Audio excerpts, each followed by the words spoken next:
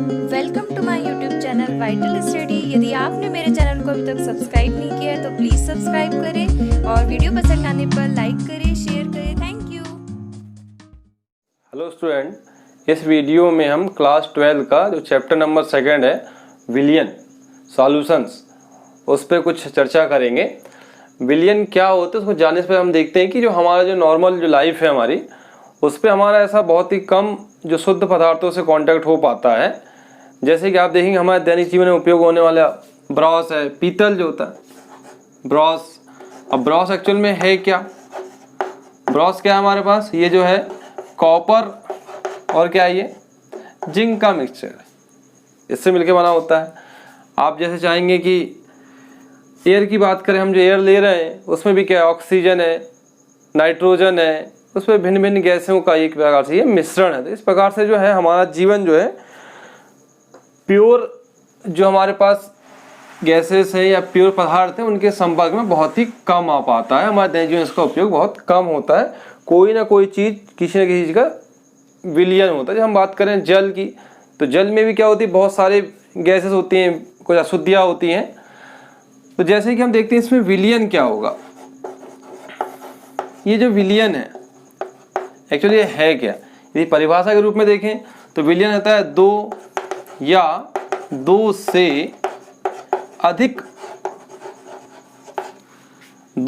से अधिक सममांगी पदार्थों का ये क्या है, मिश्रण है। सममांगी पदार्थों का मिश्रण होता है। तो ये परिभाषा होगी विलयन किसे कहते हैं। विलयन दो या दो से अधिक सममांगी पदार्थों का मिश्रण होता है। इसमें शब्द आया सममांगी। मतलब सममांगी पदार्थ एक ऐसे पदार्थ जो किसी भी कंडीशन में क्या होंगे, उसकी प्रॉपर्टीज में कोई चेंजेस नहीं आता है, तो हमारे कहलाते हैं सममांगी कहलाता है। अभी जो हमारे पास जो विलयन है एक्चुअली में इस विलयन में ये दो भागों से मिलकर बनता है। इसमें एक होता है पहले एक होता है विलायक और दूसरा होता है विलेय। इन दो से मिलके बनता है हमारे पास विलयन। मतलब हमारे पास एक ये है सॉल्वेंट और ये आपका है सॉल्यूट। इन दो से मिलके हमारे पास बनता है सॉल्यूशन। अब विलायक क्या होगा और विलेय क्या होगा? अब विलायक क्या होते हैं, मतलब ये जो विलयन है वो विलयन, अब ये बात ये भी कि जो विलयन है इसकी जो भौतिक अवस्था है, जो फिजिकल जो कंडीशन है वो किस पे डिपेंड करती है, विलायक पे डिपेंड करती है। तो अब विलयन क्या होगा, विलायक मतलब जिसमें किसी चीज़ को मिलाया जाए, जिसमें किसी चीज़ को मिलाया जाता है वो हमारी कहलाती है विलेय, और जो अपने आप में उस चीज़ को मिला ले, घोल ले अपने आप में, वो कहलाती है हमारे पास विलायक। या दूसरे शब्दों में कहेंगे जिसकी मात्रा उसमें किसी विलयन में जिसकी मात्रा अधिक होती है उसे हम कहते हैं विलायक कहते हैं। जैसे कि मान लीजिए आपके पास एक गिलास में पानी है, जल भरा हुआ है आपके सामने। अब आप इस पे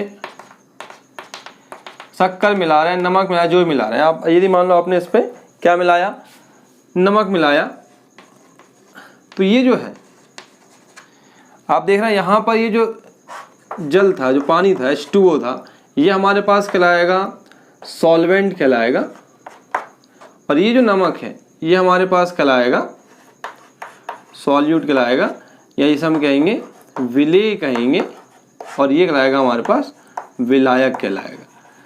आप देखेंगे ये जो है ये विलायक है, मतलब ये जल है अपने में किसको घोलेगा, नमक को घोलेगा, और नमक क्या होगा, इस जल में घुल जाएगा। तो अर्थात यहाँ पे विलेय कहलाएगा नमक और विलायक कहलाएगा जल। तो अब विलयन की जो भौतिक अवस्था वो किस पे निर्भर करती है, विलायक पे निर्भर करती है। तो इसके आधार पर कुछ विलयनों के प्रकार होते हैं। जैसे हमने इसमें देखा सममांगी पदार्थों का, जैसा कि आप जानते ही हैं कि जो पदार्थ हैं ये पदार्थ कितने, 3 प्रकार के होते हैं मूलतः। आप जानते हैं पदार्थ 3 प्रकार के कौन कौन से हैं। पहला होता है हमारे पास ठोस, द्रव और गैस, 3 होते हैं। हम देखेंगे विलयनों के प्रकार, देखेंगे पदार्थों के आधार पर, पदार्थों के आधार पर विलयन के प्रकार, पदार्थों के आधार पर विलयन के प्रकार। तो पदार्थों के आधार पर विलयन के प्रकार, जैसा आप जानते ही हैं कि पदार्थ का हम मान लो पहला प्रकार लेते हैं गैसीय ले लेते हैं, जिसे हम कहते हैं गैसीय विलयन भी कहते हैं, गैसीय विलयन। अब आप समझिए गैसीय विलयन है, यदि इसकी भौतिक अवस्था की बात करें तो क्या होगी, इसकी भौतिक अवस्था कैसी होगी, गैसीय होगी। मतलब इसमें विलायक क्या होगा, विलायक की मात्रा की ज़्यादा क्या होगी, गैस होगी। तो अब इस गैसीय अवस्था के आधार पर भी ये होते हैं 3 प्रकार के। अब 3 प्रकार के होंगे, जिसमें पहला होगा कि मतलब हम विलेय और विलायक की बात करें तो हम पहले लिख लेते हैं विलायक, विलायक, और ये आ गया हमारे पास विलेय। और ये मान लेते हैं उदाहरण समझने के लिए कि गैसीय जो विलयन है उसमें विलायक क्या हमारे पास, गैस है। अब यदि हम किसी उस गैस में क्या मिला दें, उस गैस में यदि मान लो हम क्या रख दें, गैस का गैस में कर दें, गैस को यदि हम गैस में मिला दें तो हमारा ये क्या कहलाएगा, गैसीय विलयन कहलाएगा। क्या हो सकता है इसका उदाहरण, जैसे हम बात करें वायु है या ऑक्सीजन का नाइट्रोजन में मिलना है। इसी प्रकार से हम बात करें इसकी गैस, हमारी भौतिक अवस्था विलायक क्या है हमारे पास, गैस। धन गैस का किस में कर दें, द्रव में कर दें। अब गैस का यदि द्रव में करें तो गैस का द्रव में करें, जैसे कि हम जानते हैं कि वायु में जलवाष्प, वायु में जो जलवाष्प है वो हमारे इसका उदाहरण हो जाएगा। इसी प्रकार से हम बात करें कि गैस, अब क्या हो गया, गैस हो गया, द्रव हो गया, क्या बच गया, ठोस बच गया, ठोस। तो गैस का जो ठोस में है, गैस का ठोस में जैसे हम बात करें कि वायु में कपूर हो जाए, वायु में कपूर, वायु में कपूर है। इसी प्रकार से जैसे नेप्थलीन है, ठोसों का ऊर्ध्वपातन है, ये इसके कुछ उदाहरण है कि गैस का ठोस में। अब देखें गैसीय विलयन कितने प्रकार होगा, ये भी 3 प्रकार के हो गए। किसके आधार पर, उनके विलायक की प्रकृति के आधार पर।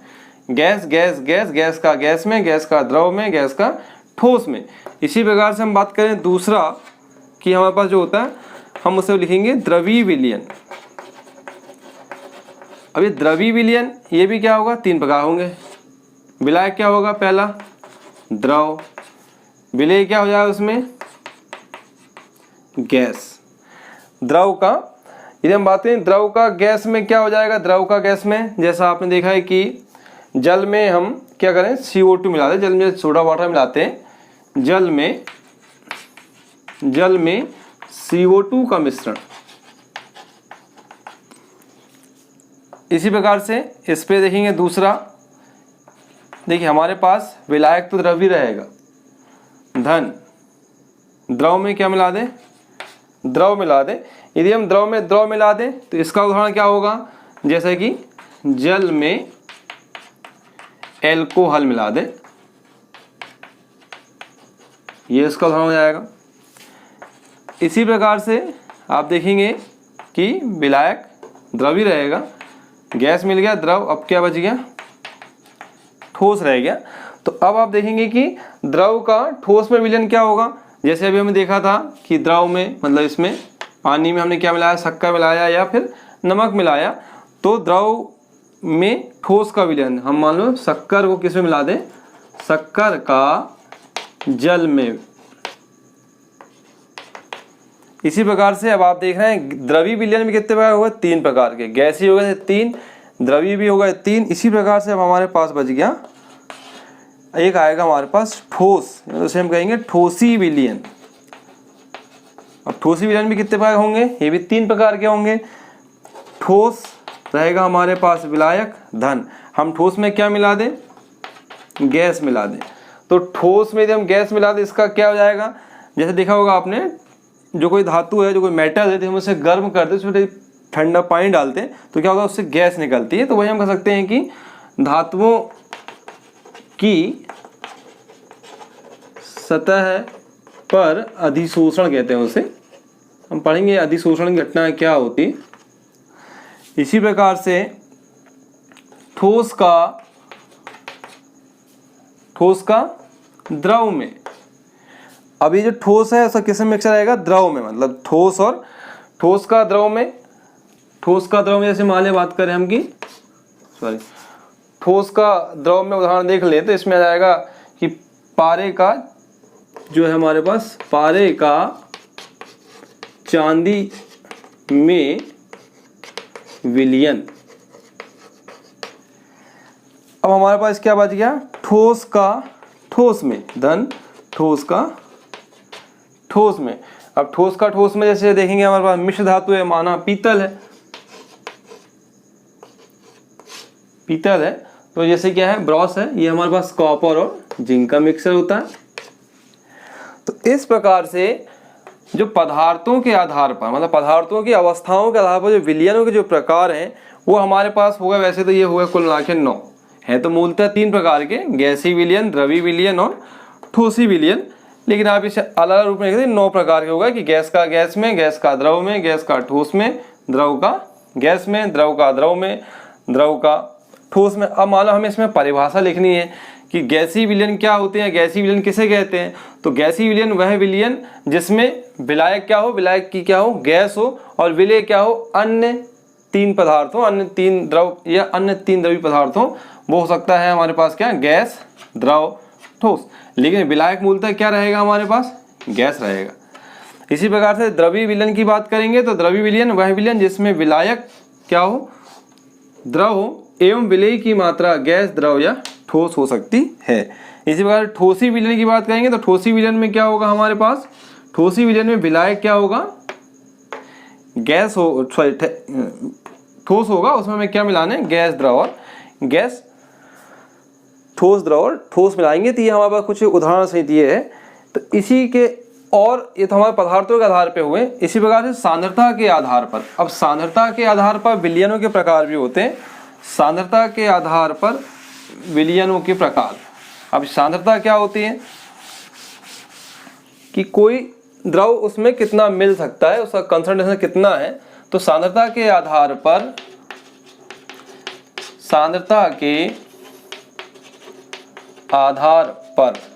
सांद्रता के आधार पर विलयन के प्रकार, विलयनों के प्रकार। सांद्रता के आधार पर पहला आएगा हमारे पास जिसे हम बोलते हैं तनु विलयन। अब तनु विलयन क्या होगा, मतलब तनु विलयन एक ऐसा विलयन जिसमें हमारे पास क्या, जो विलेय की मात्रा क्या है, कम हो, विलायक की मात्रा ज्यादा हो। मतलब तनु विलयन वे विलयन जिसमें विलेय की मात्रा विलायक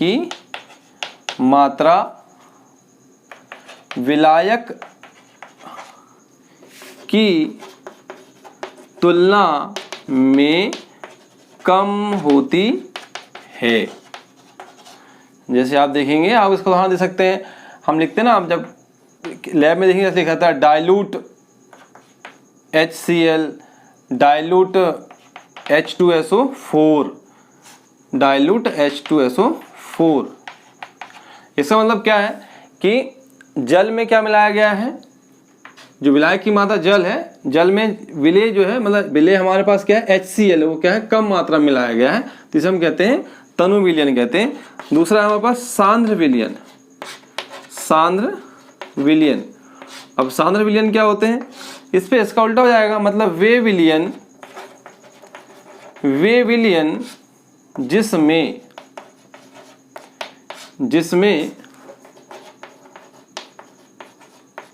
जिसमें विलेय की मात्रा विलायक की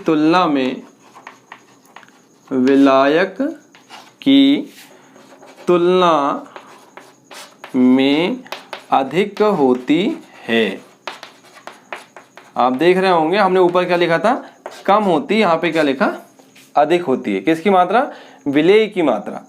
जैसे आप देखेंगे हम इसे लिखते हैं लैब में, इसे हमने लिखा था डाइल्यूट HCl, इसलिए लिखेंगे कंसंट्रेटेड HCl, या इसी प्रकार से कंसंट्रेटेड H2SO4। इसका मतलब ये है कि इसकी मात्रा, यहाँ पे H2SO4 की मात्रा ज़्यादा है किसकी तुलना में, विलायक की तुलना में। इसी प्रकार सांद्रता के आधार पर होगा हमारे पास तनु और सांद्र। तीसरा है हमारे पास संतृप्त विलयन। एक्चुअली देखो सांद्रता के आधार पर मूलतः तो ये दो ही हैं, ये बाकी हम जो पढ़ रहे हैं विलेयता के आधार पर, लेकिन उसे हम सांद्रता के आधार पर ही लेंगे। संतृप्त विलयन, अब देखिए संतृप्त जैसे नाम से स्पष्ट है, सैचुरेटेड होना, मतलब एक ऐसा विलयन जिसमें विलेय की और अधिक मात्रा उस पर घोली नहीं जा सकती, एक निश्चित तापमान के बाद उस पर वो मात्रा को और अधिक घोला नहीं जा सकता, उसे हम कहते हैं संतृप्त विलयन। तो परिभाषा वही होगी कि एक निश्चित ताप के बाद विलेय की मात्रा या वह विलयन जिसमें एक निश्चित ताप के बाद विलेय को अधिक नहीं, और अधिक लिख देते हैं, और अधिक नहीं घोला जा सकता, उसे हम कहते हैं संतृप्त विलयन। सैचुरेटेड कहलाता है, सैचुरेटेड जो सॉल्यूशन है वो। इसी प्रकार से जैसे है ना कि हम एक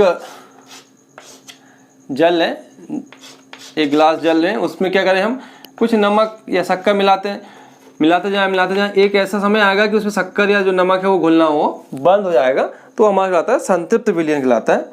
अब असंतृप्त विलयन क्या हो जाएगा, इसका उल्टा हो जाएगा, असंतृप्त विलयन, असंतृप्त विलयन, असंतृप्त विलयन। अब असंतृप्त विलयन क्या होगा, मतलब वह विलयन जिसमें एक निश्चित ताप के बाद भी विलेय की और अधिक मात्रा को मिलाया जा सकता है, वो हमारा कहलाता है असंतृप्त विलयन कहलाता है। जैसे उसका उदाहरण देखेंगे कि हम जो है विनेगर जो होता है, विनेगर के जल में हम क्या करें, एसिटिक एसिड को और अधिक मिला सकते हैं। ये परिभाषा आप यहीं से देखेंगे, वह विलयन जिसमें एक निश्चित ताप के बाद विलेय को और अधिक नहीं घोला जा सकता, लिखा था हमने, इस पे क्या लिख सकते हैं, घोला जा सकता है, ये नहीं हट जाएगा, घोला जा सकता है, उसे हम कहते हैं असंतृप्त विलयन कहते हैं। एक और फिर होता है अति संतृप्त, जो पांचवा हो जाएगा अति संतृप्त। अब आप देखिए कि ये जो अति संतृप्त है, अति संतृप्त का मतलब क्या होगा, सुपर सैचुरेटेड जो विलयन है, मतलब एक ऐसा विलयन, जैसे हम देखा ना संतृप्त, हमने क्या देखा था, संतृप्त विलयन क्या देखा था कि जिसमें विलेय की और अधिक मात्रा को नहीं घोला जा सकता, उसी से निकलता है हमारा ये अति संतृप्त, मतलब सैचुरेटेड से आता है सुपर सैचुरेटेड। क्या होगा, नहीं तो घोला जा सकता, यदि मान लो उसमें घुल भी जाता है तो क्या करेंगे, जब उसे हम ठंडा करेंगे तो क्या होगा, वो अवक्षेप के रूप में क्या हो जाता है, बाहर निकल जाता है। तो इस प्रकार का जो है हमारा वो है, वो कहलाता है अति संतृप्त विलयन कहलाता है। मतलब परिभाषा रूप में देखें तो कि वह विलयन जिसमें निश्चित ताप पर विलेय की मात्रा संतृप्त विलयन की अपेक्षा भी क्या जाती है, अधिक हो जाती है। मतलब इस विलयन की तुलना में उसमें क्या होती है, विलेय की मात्रा अधिक हो जाती है, उसे हम कहते हैं अति संतृप्त विलयन कहते हैं। जब इसे हम क्या करेंगे, लेकिन ये जो विलयन है ये अस्थायी अवस्था में रहता है, जब हम इसे और गर्म करेंगे तो गर्म करने के बाद जब इसे ठंडा करेंगे तो ये जो हमारे पास जो अतिरिक्त जो विलेय था वो अवक्षेप के रूप में बाहर निकल जाता है। तो यह हमारा कहलाता है सुपर, मतलब अति संतृप्त विलयन कहलाता है, सुपर सैचुरेटेड सॉल्यूशन कहलाता है। ये हमारे सांद्रता के आधार पर विलयनों के प्रकार हैं।